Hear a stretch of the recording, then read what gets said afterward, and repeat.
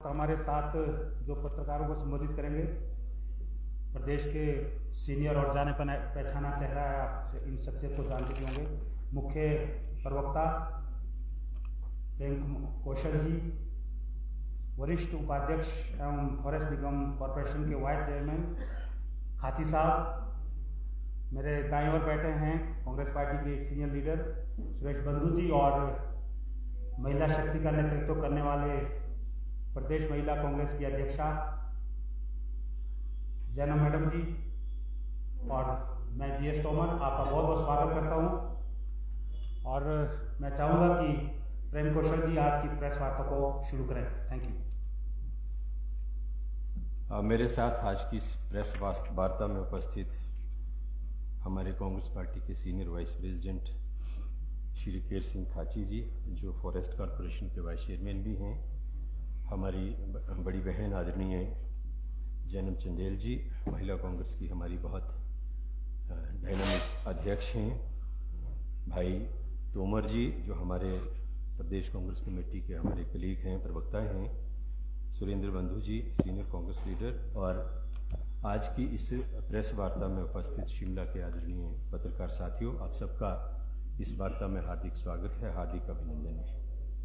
आज की इस वार्ता के माध्यम से मैं 2-3 बिंदुओं के ऊपर आप लोगों के माध्यम से चर्चा करूंगा। कुछ लोग जो पिछले दिनों कांग्रेस को छोड़ के भारतीय जनता पार्टी में गए, आज भारतीय जनता पार्टी में जाकर कांग्रेस पार्टी के विषय में कई तरह के बयान और कई तरह की मीडिया के माध्यम से चर्चाएं कर रहे हैं, जिनमें मुख्यतः मैं बात करना चाहूंगा हर्ष महाजन जी की। हर्ष महाजन जी ने एक मीडिया चैनल को इंटरव्यू दिया और पत्रकार वार्ताओं में भी अलग अलग चैनल्स के माध्यम से भी कांग्रेस पार्टी को लेकर और कांग्रेस पार्टी की लीडरशिप को लेकर और हिमाचल प्रदेश की सरकार और प्रदेश के मुख्यमंत्री को लेकर कई तरह की बातें उन्होंने पिछले दिनों में कही हैं। और ये मैं समझता हूं कि बहुत एक दुर्भाग्यपूर्ण पहलू है कि एक व्यक्ति जिसका राजनीतिक परवरिश, राजनीतिक पालन पोषण कांग्रेस पार्टी ने किया, जिनका पूरा जो राजनीतिक कैरियर है शुरू से लेके कांग्रेस पार्टी में बना, कांग्रेस पार्टी में निखरा, और आज वो कहते हैं कि कांग्रेस खत्म हो रही है इसलिए मैं कांग्रेस को छोड़कर भारतीय जनता पार्टी में चला गया। ये तो वैसे ही हुआ जैसे मां अपने बच्चे की परवरिश करती है, उसको बड़ा करती है, पैरों पे खड़ा करती है, और जब पहली बात तो यह है कि कांग्रेस पार्टी न कभी खत्म हुई न कभी खत्म होगी, क्योंकि कांग्रेस पार्टी देश की जनता के दिलों में रहती है। कांग्रेस पार्टी एक विचारधारा है जिसको खत्म करने के लिए जितनी मर्जी ताकत जो कांग्रेस विरोधी शक्तियां हैं लगा लें, कांग्रेस पार्टी को कोई ताकत, कोई शक्ति जो है इस देश के जो लोग हैं, इस देश की जो जनता है, उसके दिलों से खत्म नहीं कर सकती। तो ये कहना कि कांग्रेस खत्म हो रही है, पहली बात तो ये है कि इसी के ऊपर हम कांग्रेस पार्टी की तरफ से कड़ी आपत्ति दर्ज करते हैं। और हर्ष महाजन से कहना चाहता हूं कि ये वैसा ही कथन है जैसे कोई माँ, मैंने जैसा कि कहा, बच्चे को पाल पोस के बड़ा करती है, शिक्षित करती है, पैरों पे खड़ा करती है, और जब वो बड़ा हो गया, माँ थोड़ी सी बीमार हो गई, बूढ़ी हो गई, तो उसको छोड़ के जो है वो चल दिए। तो ये अधर्म कहा जाता है इस चीज को, जो हर्ष महाजन जी कह रहे हैं, इसको मैं अधर्म से जोड़ूंगा। हमारी जो संस्कृति है, हमारी जो सभ्यता है, जिस कांग्रेस ने बच्चे की तरह उनका पालन पोषण किया, जिस कांग्रेस पार्टी ने उनकी राजनीतिक परवरिश की, इस मुकाम तक पहुंचे, बड़े बड़े पदों पे रहे, प्रदेश में कैबिनेट रैंक के मिनिस्टर रहे, पार्टी के अंदर वर्किंग प्रेसिडेंट तक उनको बनाया गया, यूथ कांग्रेस के प्रेसिडेंट रहे, और तमाम बड़ी जिम्मेदारियां कांग्रेस पार्टी के अंदर उनको लगातार उनके राजनीतिक जीवन में मिलती रही। लेकिन आज क्योंकि उनकी महत्वाकांक्षाएं शायद कांग्रेस पार्टी में रहते उनको लगा कि पूरी नहीं हो सकती, और उसी वजह से वो कांग्रेस को छोड़कर भारतीय जनता पार्टी में गए। और मैं धन्यवाद करता हूं उनका कि अच्छा हुआ वो 2022 के चुनावों से पहले कांग्रेस को अलविदा कह के भारतीय जनता पार्टी में चले गए। अगर कांग्रेस में ही रहते तो शायद, क्योंकि वो थोड़ा उनकी जो टोटल कार्यप्रणाली रही है वो नेगेटिव और डिस्ट्रक्टिव रही है हमेशा से, कांग्रेस में रहते तो शायद कांग्रेस पार्टी को नुकसान करते अंदर रह के, तो चले गए तो कांग्रेस पार्टी की सरकार हिमाचल प्रदेश में बनी। हम बड़े धन्यवादी हैं उनके, वो सही समय पे चले गए, और उनके जाने के बाद जो कांग्रेस में कोई इस तरह की कोई नेगेटिविटी हो सकती थी, कोई डिस्ट्रक्टिव कार्यप्रणाली हो सकती थी, उससे कांग्रेस बच गई। तो मैं ये कहना चाहता हूं कि इस तरह के बयानबाजी अगर आप करेंगे, हर्ष महाजन जी, लंबा रिश्ता और रास्ता कांग्रेस के लोगों का आपके साथ रहा है, और कांग्रेस पार्टी ने अपना बहुत बड़ा जीवन जो है वो व्यतीत किया है। आप भारतीय जनता पार्टी में चले गए, आपको मुबारक। भारतीय जनता पार्टी की विचारधारा आपकी महत्वाकांक्षाएं, लेकिन अगर कांग्रेस पार्टी को लेके, अगर कांग्रेस पार्टी की विचारधारा को लेके, कांग्रेस पार्टी के नेतृत्व को लेके अगर आप गैर जिम्मेदाराना बातें करेंगे तो उसका दुगनी ताकत के साथ कांग्रेस पार्टी आपको जवाब देगी। आप ये ना समझें कि आपके साथ किसी तरीके का जो पुराने संबंध कांग्रेस पार्टी के नेताओं के हैं, उन संबंधों के चलते आपके साथ किसी तरह का लिहाज कांग्रेस पार्टी के नेता जो है वो करेंगे। एक बात तो मैं ये कहना चाहता हूं, आपने बहुत बड़ा खेला हिमाचल प्रदेश की राजनीति में करने का प्रयास किया राज्यसभा के चुनावों के माध्यम से। आपने राज्यसभा का चुनाव लड़ा, हमारे कुछ विधायकों ने आपको वोट दिया, आप उनको भाजपा में लेके चले गए, उनको भी मुबारक जो चले गए, अच्छा किया उन्होंने भी। आज हो क्या गया है, जो लोग अपनी व्यक्तिगत महत्वाकांक्षा की राजनीति कर रहे हैं, जिन लोगों को विचारधारा से किसी पार्टी की लेना देना नहीं है, जिन लोगों को देश से लेना देना नहीं है, जिन लोगों को इस देश की समस्याओं से कुछ लेना देना नहीं है, जो राजनीति में सिर्फ अपनी महत्वाकांक्षाओं को पूरा करने के लिए हैं, आज वही लोग दल बदल करके इधर उधर जा रहे हैं। और जो लोग गए वो भी इसी प्रवृत्ति के लोग थे, उनके जाने का हमें कोई दुख नहीं है, हमें कोई गम नहीं है, वो चले गए, उनको बधाई हो। लेकिन एक चीज मैं जरूर कहना चाहता हूं कि हर्ष महाजन कभी किसी के नहीं हुए, जो गए हैं इनके कहने से वो किसी गलतफहमी में न रहे। हर्ष महाजन ने उनके साथ भी खेला किया है, राजनीतिक तौर पर उनको शहीद किया है, उनकी बलि ली है। भारतीय जनता पार्टी में जाकर जो 6 हमारे दल बदलू गए हैं, जो 6 हमारे गद्दार कांग्रेस पार्टी को छोड़ के भारतीय जनता पार्टी में गए हैं, जिन्होंने अपना ईमान बेचा, जिन्होंने अपना जमीर बेचा, उनको भारतीय जनता पार्टी के अंदर जाके कुछ हासिल होने वाला नहीं है। टिकट उनको मिल गए, इसमें कोई दो राय नहीं है। लेकिन आप अगर भारतीय जनता पार्टी की कार्यप्रणाली को देखें, अभी जो टिकटों का आवंटन भारतीय जनता पार्टी ने संसदीय चुनावों को ध्यान में रखते हुए किया है, उसको अगर आप ध्यान में रखें तो भारतीय जनता पार्टी के नेताओं ने अपने ही बड़े बड़े नेताओं के टिकट जो हैं वो काट दिए हैं। तो भारतीय जनता पार्टी में जिनको लगता है कि हम चले गए और हमारा भविष्य बहुत सुरक्षित है, उनके हाथ में पश्चाताप के अलावा कुछ नहीं लगेगा। और मुख्यमंत्री को लेकर हर्ष महाजन जी बातें कर रहे हैं, अनुभव नहीं है, फाइनेंशियल मैनेजमेंट नहीं है, और कई तरह की बातें उन्होंने की हैं। भाई फाइनेंशियल मैनेजमेंट तो महाजन साहब जैसा आप कर सकते हैं वैसा कौन कर सकता है? आपका फाइनेंशियल मैनेजमेंट ही था जिसके तहत आप हमारे विधायकों को लेकर भाजपा में चले गए।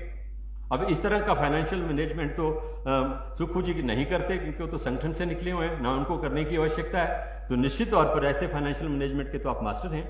लेकिन सरकार के फाइनेंशियल मैनेजमेंट की अगर बात करें तो मैं समझता हूं कि सुखविंदर सिंह सुक्खू जी ने मुख्यमंत्री के तौर पर अपने 14-15 महीने का जो शासनकाल है उसमें आउटस्टैंडिंग काम किया है। और एक ऐसा प्रदेश जिसमें इतना बड़ा डिजास्टर आया हो, इतिहास का सबसे बड़ी त्रासदी आई हो, और जिस प्रदेश की आर्थिक दशा कमजोर हो, खराब हो, उस आर्थिक दशा के खराब होने के बावजूद प्रदेश को इतनी बड़ी आपदा से बिना केंद्र सरकार की मदद के भारतीय जनता पार्टी के षड्यंत्रों की वजह से भी चलते भी बाहर निकाल के लेके आना और लोगों को जितनी आशा की जाती है उससे कई गुना ज्यादा राहत देना, मदद देना, ये कोई छोटा काम नहीं है जो हमारी सरकार ने और प्रदेश के मुख्यमंत्री सुखविंदर सिंह सुक्खू जी ने किया है। तो आपके जो आरोप हैं, आपकी जो चर्चाएं हैं, वो राजनीति से प्रेरित हैं, और मैं समझता हूं, और आप उस व्यक्ति के ऊपर उंगली उठा रहे हैं जिस व्यक्ति ने अपनी सारी पूंजी कमाई जो थी चाहे बच्चों की थी चाहे पत्नी की थी, लाखों रुपया 50 लाख से ऊपर की रकम जो है वो आपदा राहत कोष में दान कर दी। महाजन साहब, मैं आपसे जानना चाहता हूं, मेरा प्रश्न है आपसे, आप बताएं इस चीज को कि उस त्रासदी में हर्ष महाजन ने कितने पैसे, कितना अनुदान आपदा राहत कोष में दिया। आप 51 लाख तो दूर की बात है, 51 रुपए देते हुए मुझे समझता है कि आपको परेशानी होगी। तो ऐसे व्यक्ति के प्रति आप टिप्पणी ना करें जिसने अपनी पूरी पूंजी जो है आपदा राहत कोष में दे दी हो। केंद्र सरकार के षड्यंत्रों और भाजपा नेताओं के षड्यंत्रों के बावजूद प्रदेश को स्वावलंबी आर्थिक तौर पर अपने पैरों पर खड़ा करने की दिशा में सकारात्मक कार्य करते हुए 20% जो इकॉनमी है उसको बढ़ाया हिमाचल प्रदेश की सरकार ने। तो आप कैसे कह सकते हैं केंद्र से कोई मदद नहीं मिल रही? केंद्र सरकार ने जो लोन लेने की लिमिट थी उसको कम किया, फॉरेन फंडिंग से जो डेवलपमेंट स्कीम्स चलती थी उस पर कैपिंग लगाई। इस सारी चीजों के बावजूद राहत भी दी, डेवलपमेंट के काम भी चल रहे हैं और रोजगार भी मिल रहा है। आप उन लोगों के साथ चले गए जिन्होंने हिमाचल के युवाओं के साथ धोखा किया, हिमाचल के युवाओं के साथ छल किया, और जिस सरकार ने, जिस भारतीय जनता पार्टी के शासनकाल में नौकरियां बिकती रही, पेपर लीक होते रहे और जो पैसे देके ले सकते थे नौकरियां, उनको नौकरियां मिली। जो मेरिटोरियस बच्चे थे उनके साथ अन्याय हुआ, आप उनके साथ जाके खड़े हो गए। जो ओपीएस के विरोधी हैं आप उनके साथ खड़े हो गए। जो आज महिलाओं को 1500 रुपए पेंशन देने का विरोध कर रहे हैं, इलेक्शन कमीशन में जाके उसको रोकने का काम कर रहे हैं, आप उनके साथ खड़े हो गए। तो किस तरीके से आप हिमाचल के हितैषी हैं, किस तरीके से आप लोग जो हैं वो जनता के हितैषी हैं, मैं ये जानना चाहता हूं। इसी के साथ हर्ष महाजन जी को मैं ये कहना चाहता हूं कि आपकी जो भूमिका है भारतीय जनता पार्टी में, वो जैसे मैच फिक्सिंग नहीं होती है, मैच फिक्सिंग करने वाले ब्रोकर्स होते हैं, आप उस भूमिका में हैं। मैं देखता हूं कई लोग सोचते देखते हैं, देखो जी हर्ष महाजन ने तो कमाल कर दिया, एमएलए तोड़ दिया। आपकी कोशिश तो सरकार गिराने की थी, 6 विधायक लेके जाने की कोशिश थी। आपका प्रयास हिमाचल प्रदेश की सरकार को गिराने का था, आप उसमें असफल हुए और आप वो 6 विधायक तोड़कर भारतीय जनता पार्टी में ले जाकर आप नायक की तरह अपने आप को प्रचारित करने का प्रयास कर रहे हैं कि हर्ष महाजन हिमाचल की राजनीति के बहुत बड़े नायक हैं। नेगेटिव और डिस्ट्रक्टिव काम करने वाला कोई भी व्यक्ति कभी नायक नहीं हो सकता। ऐसे व्यक्ति के लिए कोई शब्द अगर है तो वो खलनायक शब्द है, ये मैं कह रहा हूं। और मैं उम्मीद करूंगा कि आप इसका जरूर इसको मेंशन करें कि नेगेटिव और डिस्ट्रक्टिव वर्किंग करने से कोई नायक नहीं, खलनायक बनता है। तो आप नायक नहीं है हिमाचल की राजनीति के, आप खलनायक हैं, ये मैं कहना चाहता हूं।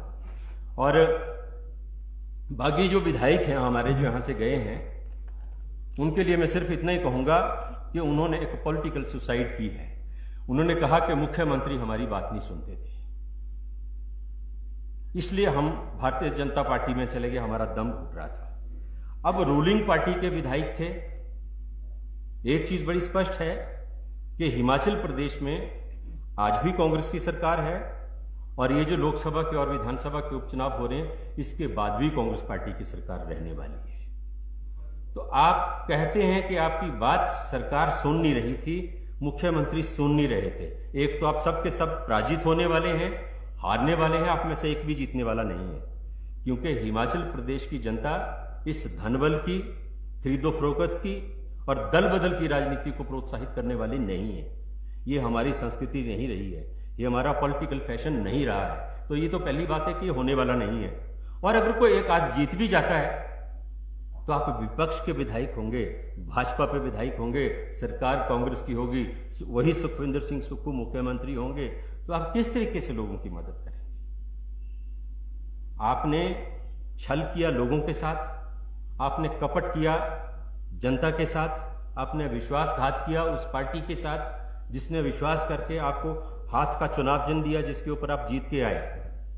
हिमाचल प्रदेश का ये चुनाव, मैं समझता हूं, खासकर मैं उपचुनावों की बात कर रहा हूं, ये देश की राजनीति में एक नजीर स्थापित करने जा रहा है। और ये जो देश के अंदर दल बदल की, धन बल की और खरीदो फरोख्त की राजनीति चल रही है, जिसमें विचारधारा कहीं नहीं बची है।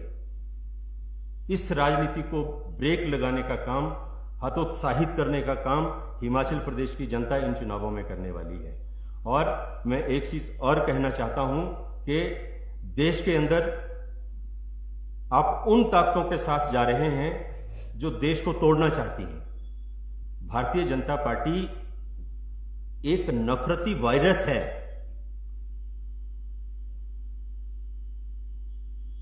जो अगर देश के अंदर, समाज के अंदर फैला तो भारतीय जनता पार्टी का यह नफरती वायरस जो है इस देश को तोड़ेगा, इस समाज को तोड़ेगा।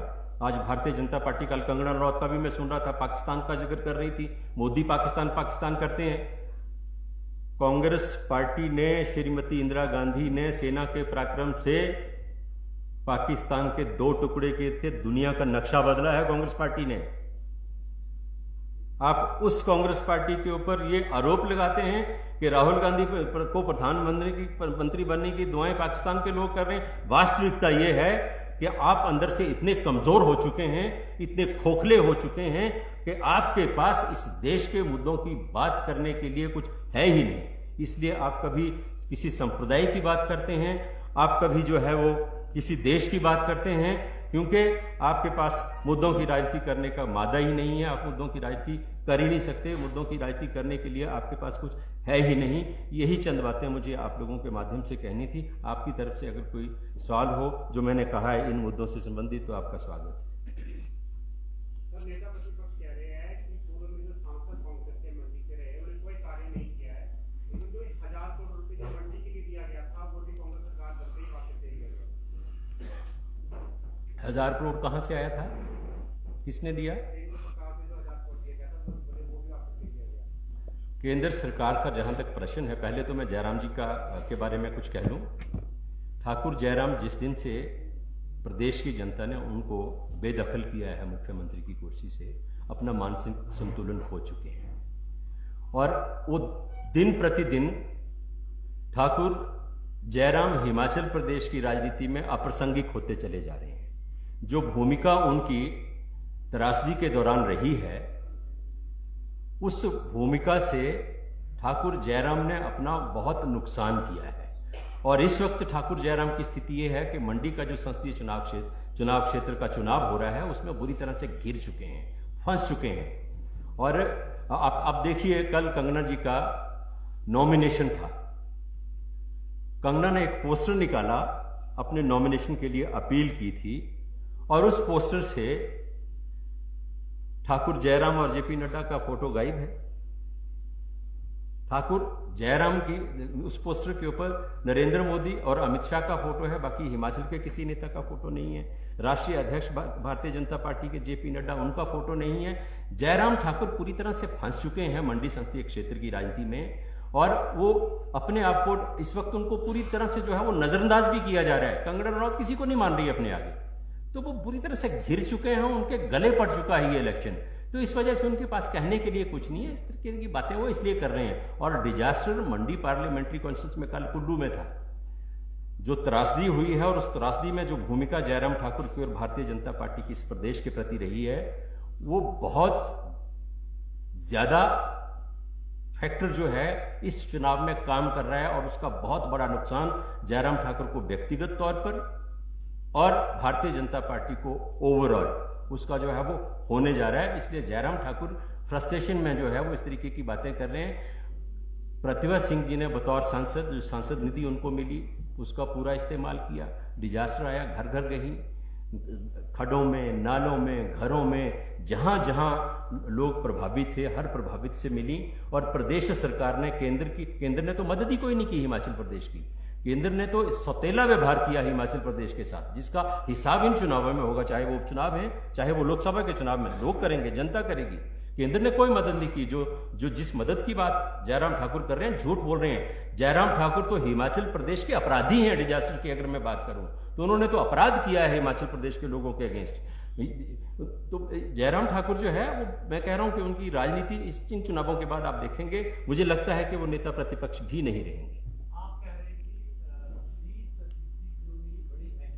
जी, लेकिन जो विपक्ष के नेता है वो कह रहे हैं कि इतना कर्जा उन्होंने 5 सालों में लिया है, देखिए ऐसा है, कर्जा लेने का जहां तक सवाल है कि ये पहली बात तो है कि जो उन्होंने कहा वो तथ्य नहीं है कि जितना कर्जा उन्होंने 5 वर्षों में लिया। वाइट पेपर लेके आई है हमारी गवर्नमेंट और उसमें सारी चीज़ें स्पष्ट हुई हैं कि पिछले 5 वर्षों में भारतीय जनता पार्टी का जो शासनकाल था, उस शासनकाल में भारतीय जनता पार्टी का जो फाइनेंशियल मिसमैनेजमेंट था उसको लेके वाइट पेपर आया, उसमें सारी चीज़ें स्पष्ट हैं। जयराम ठाकुर का ये सर्वथा गलत है और जयराम ठाकुर की सरकार ने हिमाचल प्रदेश की आर्थिक तौर पर ऐसी दुर्दशा कर दी कि उस दुर्दशा के चलते जब सुक्खू जी ने कार्यभार संभाला, कर्मचारियों की तनख्वाह देने के लिए खजाने में पैसे नहीं थे, कोई चारा ही नहीं छोड़ा कि कर्ज से बच सकें। लेकिन सरकार और मुख्यमंत्री इस दिशा में काम कर रहे हैं कि आने वाले समय में प्रदेश की जो आर्थिक स्थिति है वो मजबूत हो, प्रदेश की इकोनॉमी स्ट्रांग हो, ताकि कर्ज लेने की जो प्रथा है इससे बचा जा सके। आपने गलत प्रचार की बात कही, भाजपा कर रही है, कांग्रेस पार्टी की तरफ से एक जो शिकायत है पुलिस होती है छोटा शिमला थाना में, उसके बारे में पता है कि प्रियंका गांधी की बेटी को लेकर एक ट्वीट किया गया है उनकी संपत्ति को लेकर। जी देखिए, भारतीय जनता पार्टी के लोग जो हैं वो जब राजनीति करते हैं और खासकर जब चुनाव की राजनीति में ये लोग जाते हैं तो इनका प्रचार का, बातचीत का कोई स्तर ही नहीं रहता। ये इतने निम्न स्तर तक चले जाते हैं, मैं समझता हूं कि जो स्तर जो है वो किसी भी स्थिति में स्वीकार्य नहीं हो सकता। तो जो भी ये मसले हैं मैं इस पर ज्यादा टिप्पणी नहीं करूंगा। प्रियंका गांधी देश की बहुत बड़ी नेत्री हैं, धरोहर हैं, ऐसे परिवार से हैं जिस परिवार का इस देश के लिए कुर्बानियों का इतिहास है, और उस परिवार और उसके परिवार के आगे बच्चों के प्रति अगर कोई इस तरह की टिप्पणियां होती हैं, मैं समझता हूं दुर्भाग्यपूर्ण है और इनसे कोई लाभ भारतीय जनता पार्टी के नेताओं को या भारतीय जनता पार्टी को होने वाला नहीं है। ये चीज़ उनको समझनी पड़ेगी, इनसे नुकसान ही होगा, क्योंकि हिंदुस्तान के लोग अपनी सभ्यता, संस्कृति और मान सम्मान की जो राजनीति है उसको ज़्यादा पसंद करते हैं। कांग्रेस पार्टी ने क्या दिया है शिकायत में, ये बताइए। इसकी मुझे जानकारी नहीं है।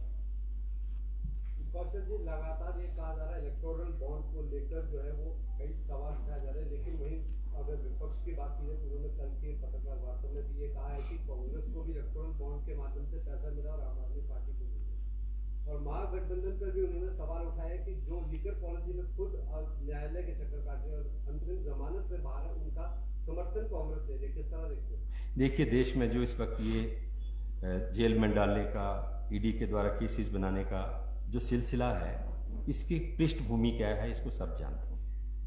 आज देश के अंदर जो राजनीति हो रही है वो राजनीति ये है कि जितने भी दमदार नेता विपक्ष के हैं, भारतीय जनता पार्टी का जो विपक्ष है उनके खिलाफ जो लोग हैं, जो डिलीवर कर सकते हैं, जो भारतीय जनता पार्टी को अटैक करने वाले लोग हैं, भारतीय जनता पार्टी की लीडरशिप को एक्सपोज करने वाले लोग हैं, उनके खिलाफ किस तरीके से ईडी, सीबीआई, इनकम टैक्स, इन संस्थाओं का इस्तेमाल हो रहा है।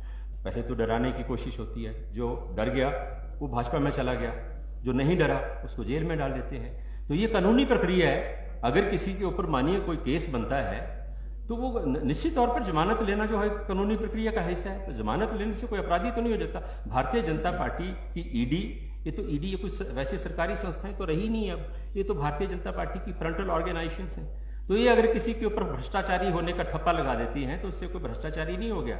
बहुत से भ्रष्टाचारी जिनके ऊपर इन संस्थाओं ने ठप्पा लगाया, भ्रष्टाचारी हैं, वो आज भाजपा में चले गए हैं। वास्तविकता ये है, इलेक्टोरल बॉन्ड की आपने बात की, चुनावी चंदा लेना कोई बुरी बात नहीं है, सभी पार्टियां लेती हैं। हमने कब कहा कि कांग्रेस पार्टी को चुनावी चंदे की आवश्यकता नहीं है या कांग्रेस पार्टी को चुनावी चंदा नहीं लेना चाहिए?